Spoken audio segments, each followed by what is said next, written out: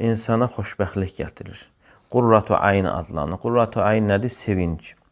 Peyğəmbər sallallahu aleyhi və səlləm buyurur ki, Hubbubə iləyyə min dunyakum ət-tibu və nisə. Yəni, sizin dünyanızdan mənə qadınlar və ətir sevdirildi. Və cu'ilət qurratu ayni fis-salə və mənim göz bəbəyim isə namazda edildi. Yəni, mənim sevincim namazda edildi. Yəni, bunlar sadəcə sevdirilib. Ətir və qadınlar sevdirilib və namaz isə mənim göz bəbəyim, yəni sevincim, hüzurum, rahatlığım namazda edilmişdir. Ona görə İbn-i Qayyim rahimehullah deyir ki, qurratu ayn sevgidən, məhəbbətdən daha üstündür.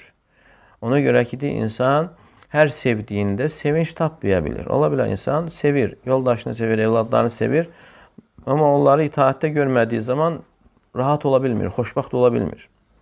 Və ona görə deyir ki, qurratu ayn, yəni sevinç sevgidən daha üstündür.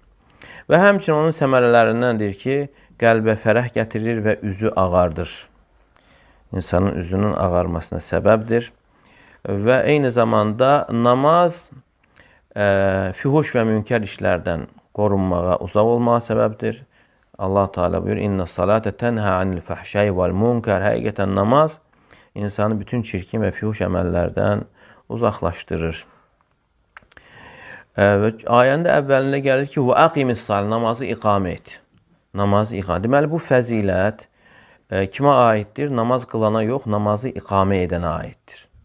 Yəni, bəzən deyirlər ki, filan kəs namaz da qılır, yenə o oyunlarından, əməllərindən yəni əl çəkmir. Və onda cavabında deyirsən ki, yəni Allah Teala buyurur, və aqimis salat, namazı iqamə et. Həqiqətən namaz insanı çirkin və fühuş əməllərdən uzaqlaşdırır. Yəni, mümkün deyil ki, əgər insan namazı düzgün qılarsa, o çirkin əməllərdən uzaq olmasın. Demək, əgər namaz qıldığı halda yenə çirkin əməllərində qalırsa, o deməkdir, hələ namazı o tələb olunan formada yerinə yetirmir. Və həmçinin səmərələrindəndir ki, qəlbi nurlandırır və insanın əzalarında fəallıq yaradır və həmçinin namaz ruzi cəlb edir. Namaz ruzinin gəlməsinə səbəbdir. Allah Teala Quranda buyurur, وَأْمُرْ أَهْلَكَ بِالصَّلَاةِ وَاسْتَبِرْ عَلَيْهَا لَا نَسْأَلُكَ رِزْقًا نَحْنُ نَرْزُقُكَ وَالْعَاقِبَةُ لِلتَّقْوَى.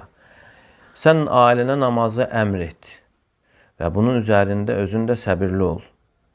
Həm özün namazı qılmaq üzərində və davamlı şəkildə buyurmaqda səbirli ol.